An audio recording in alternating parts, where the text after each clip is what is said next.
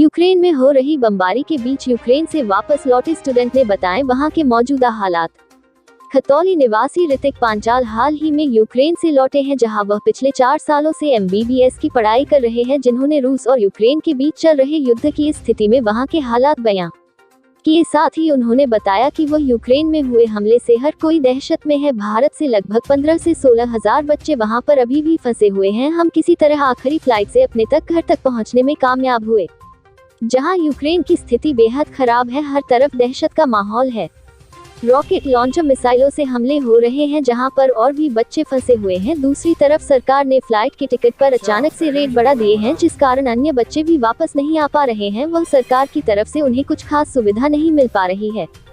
ऋतिक पांचाल के परिवार से बात की तो उन्होंने सरकार से निवेदन किया कि वहां पर फंसे बच्चों को जल्द से जल्द सुरक्षित उनके घरों तक पहुंच वह फ्लाइट पर बड़े रेट को भी कम किया जाए। हमारा बेटा घर पर वापस पहुंच गया है, जिसकी हमें बेहद खुशी है। हम यही दुआ करते हैं कि और यूक्रेन में फंसे अन्य लोगों को भी जल्द से जल्द उनके घर सुरक्षित वापस लाया जाए। वह इस जंग को रोकने की अपील की है। उप संपादक बिलाल अख्तर की रिपोर्ट।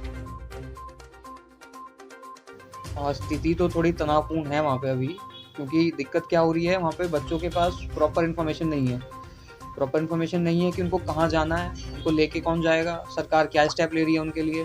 बच्चे वहाँ पे सिर्फ और सिर्फ अपने ऊपर हैं, डिपेंडेंसी पूरी अपने ऊपर है। सरकार का भी कोई यहाँ पे रोल नहीं आ रहा है। हाँ, अभी एक इन्फॉर्मेशन मेरे दोस्त ने दी है कि सरकार बात कर रही है कि हो सकता है कि कोई बसेज हैं जो आपको इवैक्यूएट करवाएंगी वहाँ से, वो भी एनी फर्दर कंट्रीज, जैसे कि आपका मोल्डोवा हुआ, फिर आपका पोलैंड हुआ, इन सब जगहों पे लेके जाएंगे आपको। वहाँ पे आपके फ्रेंड से आपकी बात हुई है, उन्हें किस तरह की दिक्कतों का और ज़्यादा उन्हें किस तरह का सामना करना पड़ रहा है अभी, क्योंकि वहाँ पे स्टेट ऑफ इमरजेंसी लग गया है। तो no transportation, no food, no water, no electricity supply, सब कुछ बंद हो चुका है वहाँ पे। सब कुछ बंद होने की वजह से घर वालों के साथ कम्युनिकेशन में प्रॉब्लम हो रही है। अभी सुबह से आप कम्युनिकेट कर पाए उनसे सही से, और ट्रांसपोर्टेशन नहीं हो रहा। तो सबसे बड़ी प्रॉब्लम उसको उन चीज़ की है, क्योंकि ट्रांसपोर्टेशन होता तो उनको कहीं ना कहीं जाने में सुविधा होती, वो सुविधा नहीं है उनके पास अभी। आप कब वहाँ से आए थे? आप किस तरह की दिक्कत आप वहाँ से आए? तो जिस टाइम मैं वेनेसिया से चला था, जिस यूनिवर्सिटी में पढ़ता हूँ, उस यूनिवर्सिटी में चलने से 1 घंटे पहले मेरा यहाँ पे स्टेट ऑफ इमरजेंसी लग चुका था, अमेंडमेंट में आ चुका था। लेकिन बाय गॉड ग्रेस समझ सकते हैं, मेरी जो ट्रेन थी वो रुकी नहीं कहीं बीच में। मैं कीव गया 3 घंटे में।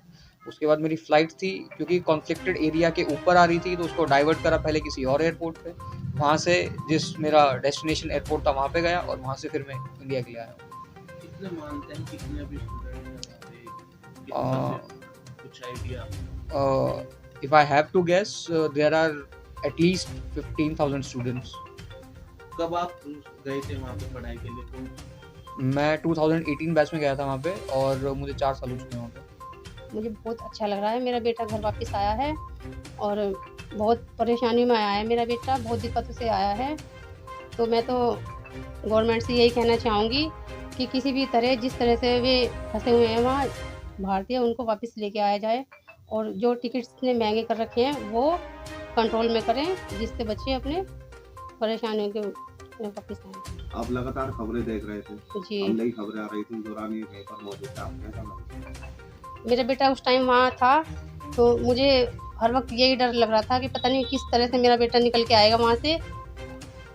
तो मैं तो ईश्वर से यही प्रार्थना करती कि बच्चे अपने सकुशल वापस आएँ, मेरा बेटा भी आए, और जो और बच्चे फंसे हुए वे भी वहाँ से वापस सही सलामत निकल के आए। यूं ही जुड़े रहे हमारे साथ। हमारे चैनल को लाइक, सब्सक्राइब, शेयर करना ना भूलें। धन्यवाद।